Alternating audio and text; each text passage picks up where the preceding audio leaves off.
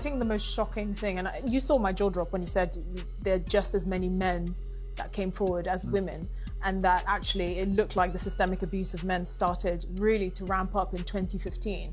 And I can't believe it. This is a complete monster, not because of the gender of his victims, but because clearly he had no limits.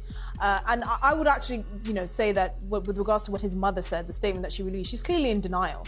Right, because you can't have this wave of sort of people coming forward and this much evidence, even from the Cassie video, and still say that your son is that's interesting. That's because, bizarre. If I hadn't seen that video, I've always taken the view with all of these things, particularly since the whole Me Too thing blew up. You've got to wait for justice to be carried out. You've got to see due process take place. I think it's so important. But when I saw that video, when I saw what Diddy was actually capable of, in plain sight in a hotel corridor with this girl that he was... Piers Morgan delves deeper into the explosive allegations against music mogul scene Diddy Combs, uncovering new claims that add to an already controversial case. As more victims step forward, the entertainment industry faces a storm that could shake its very foundations. These are not isolated accusations. They represent a growing wave of revelations that challenge the legacy of one of music's most iconic figures. With each new detail, the stakes grow higher, and the truth becomes more critical than ever. Wow, this guy, A, he's not the person I met several times, who was very charming and nice. He's somebody very different. And B, he's probably capable of pretty much anything. Well, you know what made it worse? The apology video afterwards, where he didn't mention Cassie's name once. No. He sat there and pontificated about how he sought help. It wasn't an apology, was it? It was more of a, I'm in the shit here, I need to get out of it. Well, yeah, right? And it was just horrendous. And I think his mother is quite clearly in denial. I think on some deep level, she knows that this is a product of a household that she, and I'm assuming his father, ran.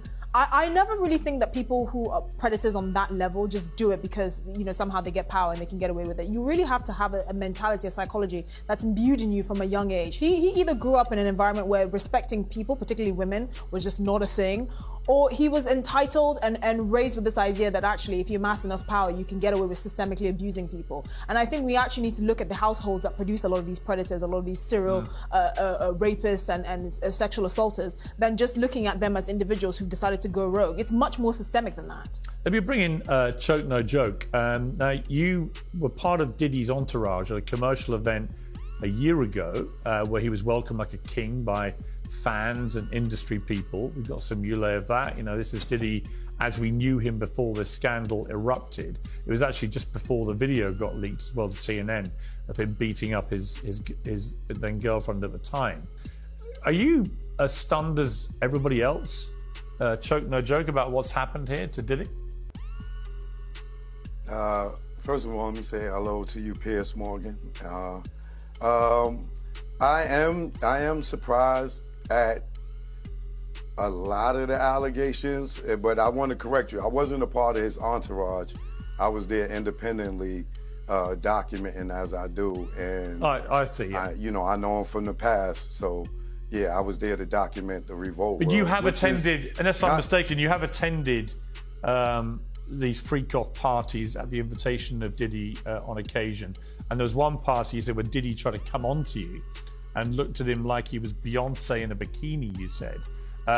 You were invited by Diddy personally, an industry after party. You said there were also women there who were known in the industry to be gay and so on. I mean, just... When you say you're not shocked, all right, let me clear that up because you like mashing a bunch of stuff in, together. All right, one, it wasn't a freak-off party. Well, it may have been. I'm not sure because I didn't go inside. But it was and I wasn't invited by him. I was actually with Little Kim and Hillary Weston, who was Little Kim's manager at the time. And we had went to the BET Awards, and then we went to an after party. At the after party is when Diddy or Sean Combs invited Kim to meet us at the CEO Steve Rifkin's house. When we went to Steve Rifkin's house, which would be that after party, I was at that house that's where Diddy came on to me at.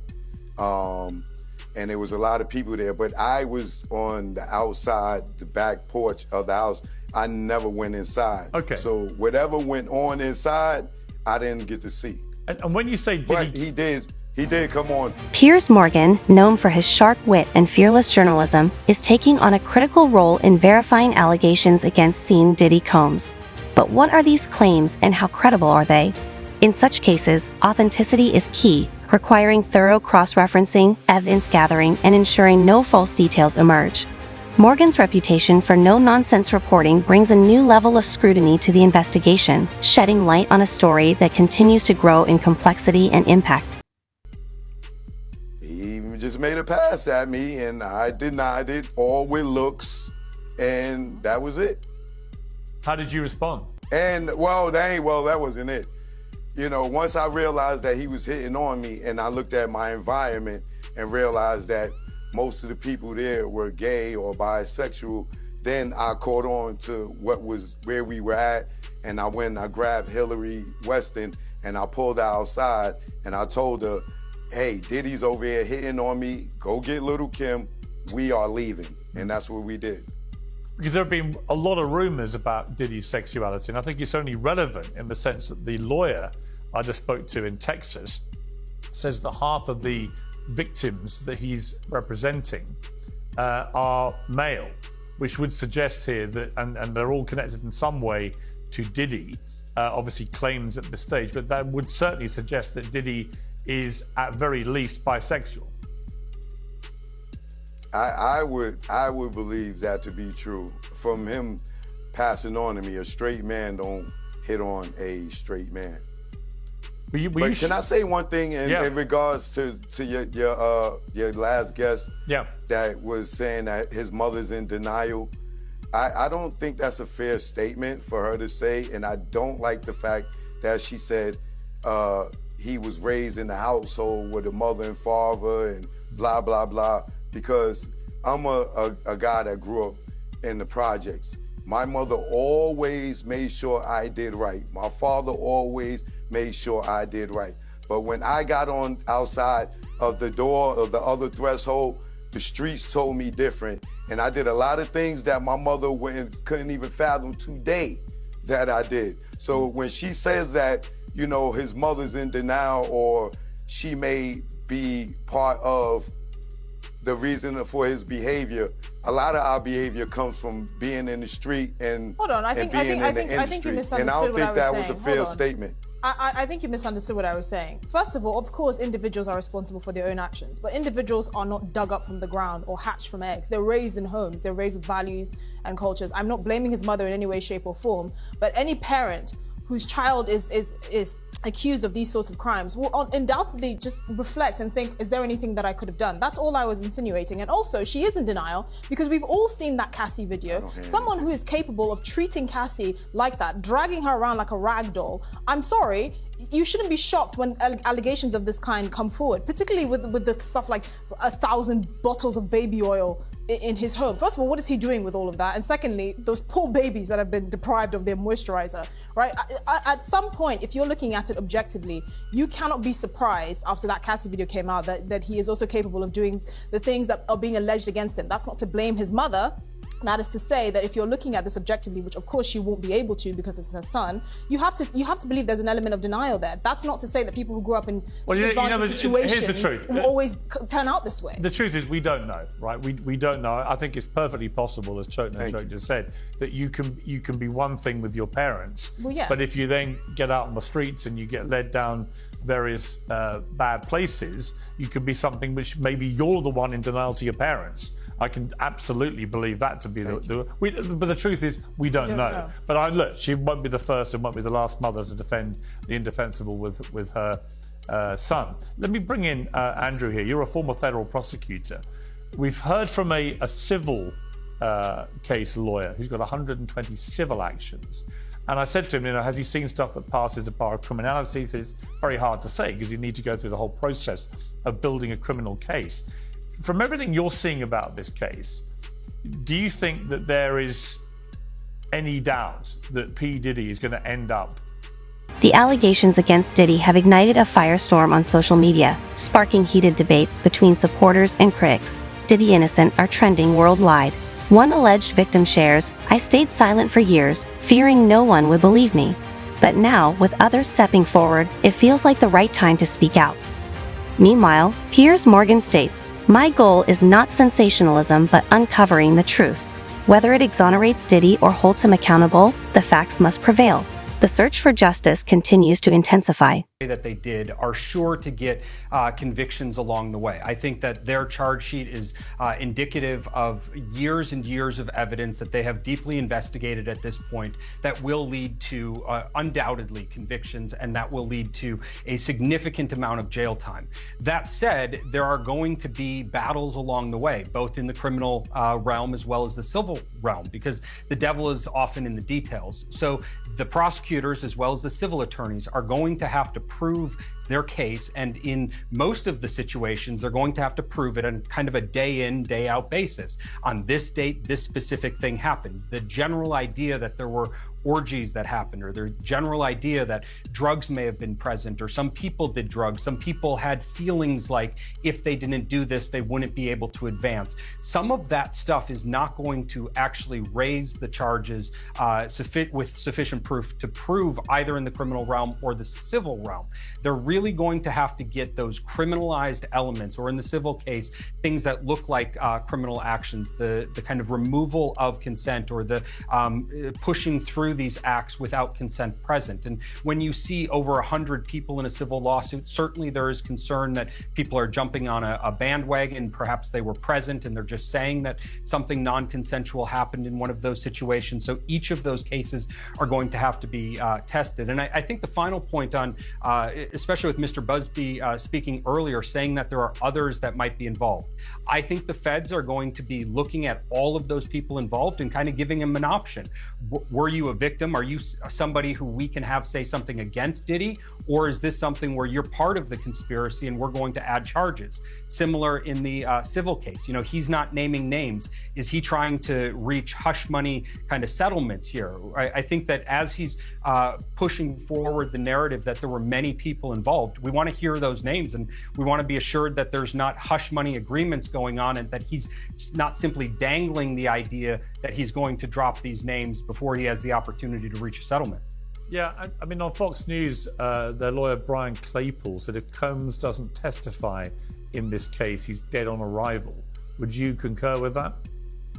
Testimony is something that I guess it has only some value to it, because of course he's going to deny it if he were to testify. I think what the case really comes down to is the corroborating evidence. It is difficult when an alleged victim goes in and simply testifies that this happened to me.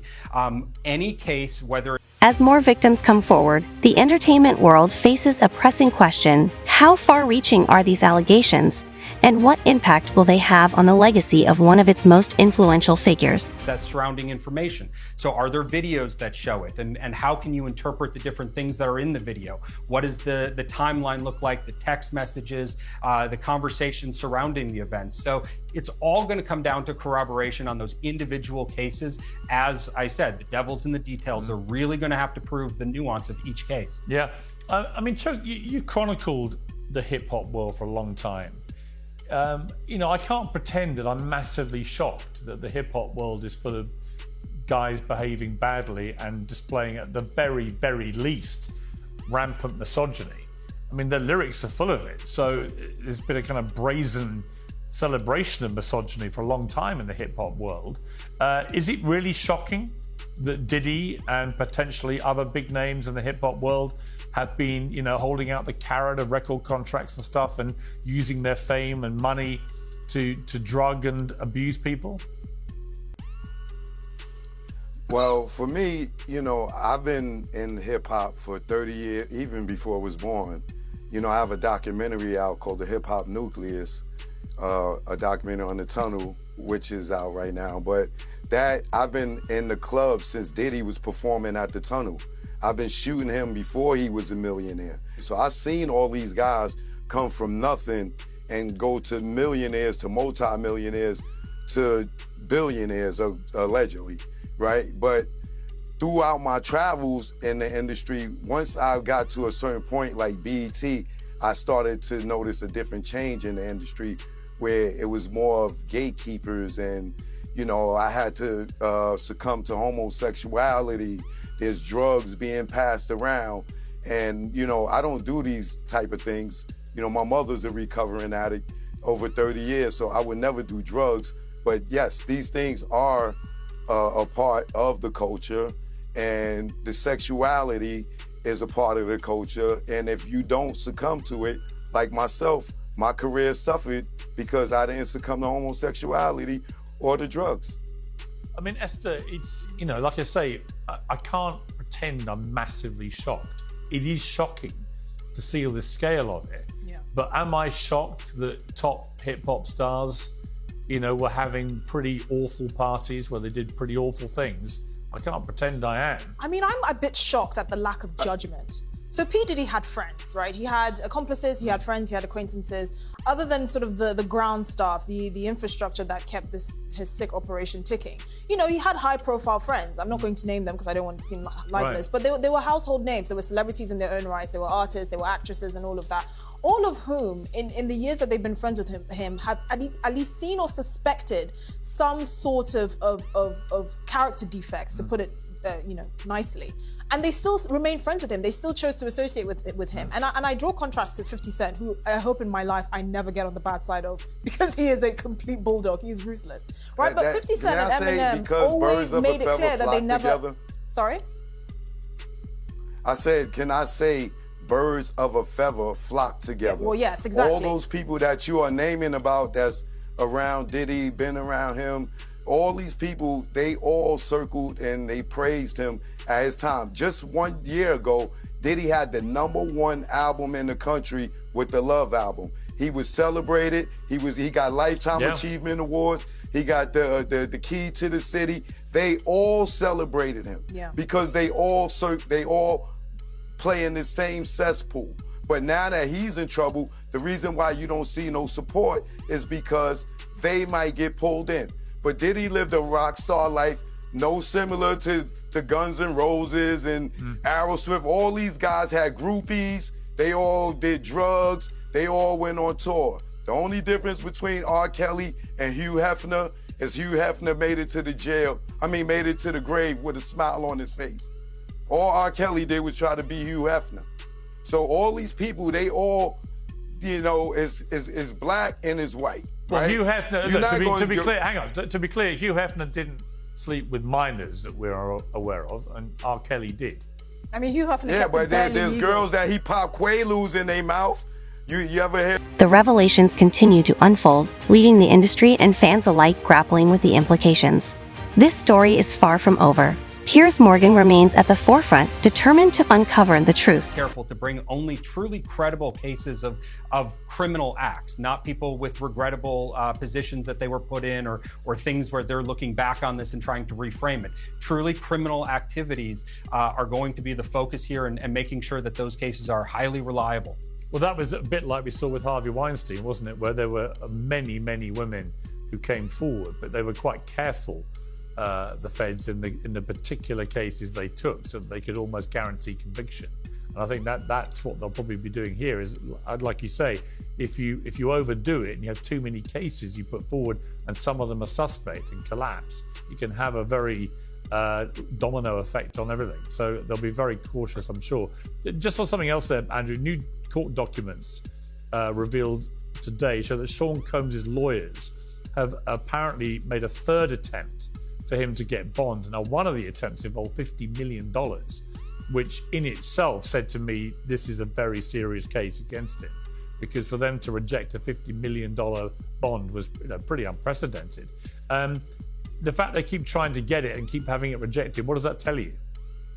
Well, it tells me that the judge sees this as serious as the prosecutors do. I mean, these are crimes that are so serious that it would likely leave Sean Combs in jail the rest of his life, or nearly for the rest of his life. So the idea that if he were released, is he going to show up to his hearings on time, and is he going to not commit further criminal activity? The judge is saying that he can't be assured of that. I think some of us are surprised that Sean Combs actually remained while the investigation was going on. You know, after his house was raided.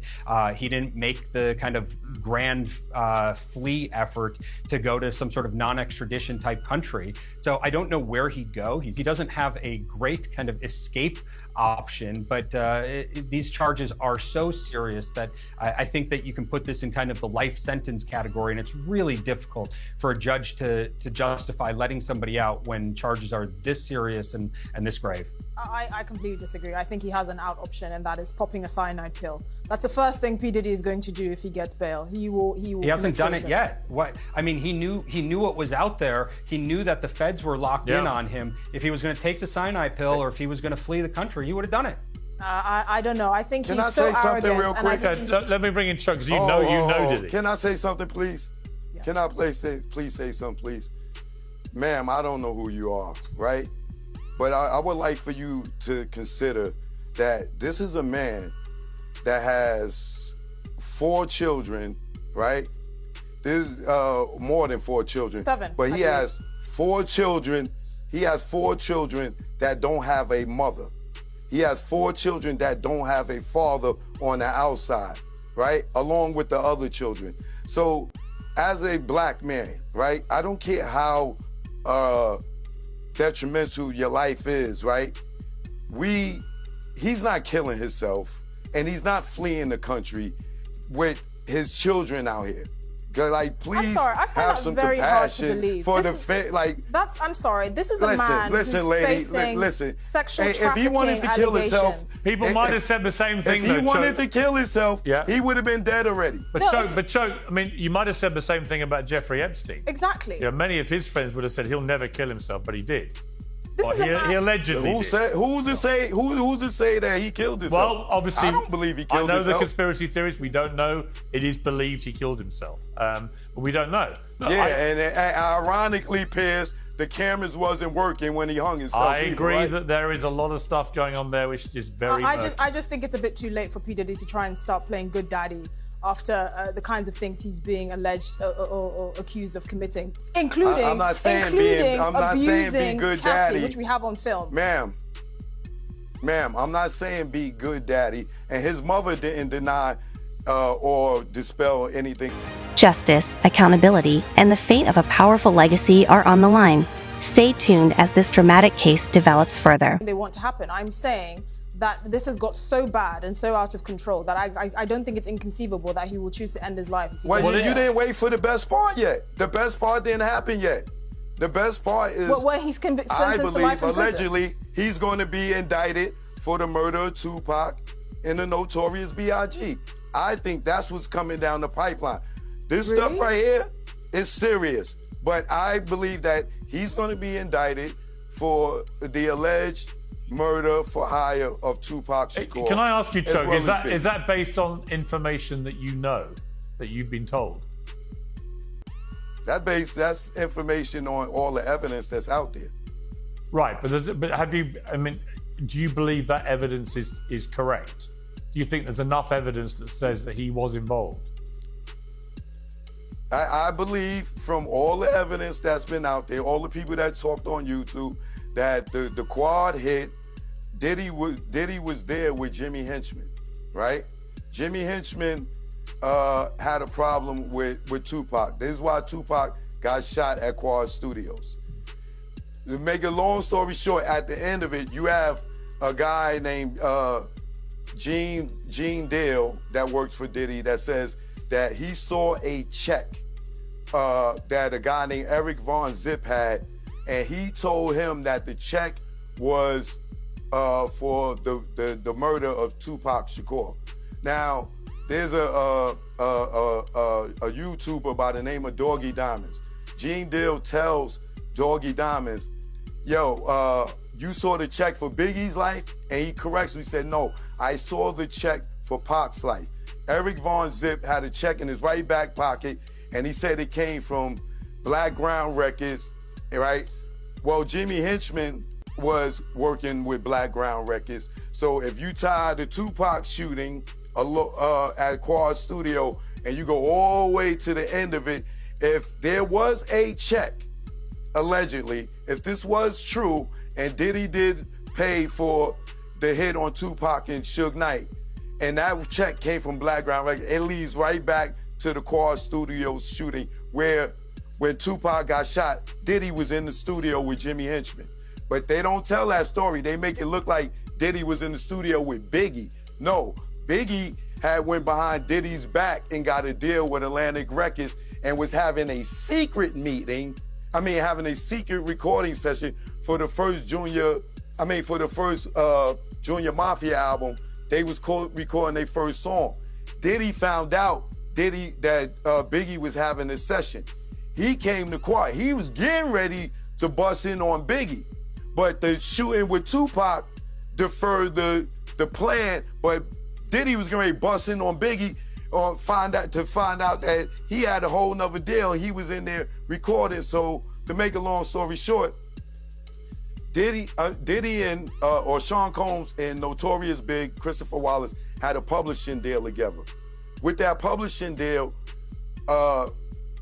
Notorious B.I.G. is to write songs and Diddy gets a portion of the money. What Biggie did, which was wrong, is he went and wrote all the stuff for Lil' Kim and Junior Mafia and lied to Diddy and told him that they wrote their own stuff. So back the day before Biggie died, Gene Deal tells the story of how he was smoking weed with Biggie, and he was security. He was not supposed to be smoking. Biggie told Diddy that we need more security because Gene was high. So Gene, in return, tells Diddy, hey, man, Biggie, he wrote all the Lil' Kim stuff and Junior Mafia. Big and Diddy jumps in Biggie's face. Say it, you wrote it, say it. And Big is like, oh man, come on Diddy, right? The next day, Biggie was dead. Well, that is what they call a dropped intro bombshell. Look, there are lots of rumors to that effect. I haven't heard it spelled out in quite the detail you just did. Absolutely fascinating. All I would say about any of it is I don't know what happened and whether he was involved in the shootings of Tupac or indeed Biggie. What I do know is that when I watched that video of him beating up his girlfriend in a hotel corridor, I thought this guy is capable of a lot of very, very nasty violence against people. And so nothing... we seen him beat Steve Stout up. Yeah. We seen him beat the dude at USC with the kettlebell. Yeah. It's no secret that he's violent. No. I'm just saying. And if somebody's that violent, they're capable of pretty much anything. I've got to leave it there. Fascinating debate. Thank you all very much indeed.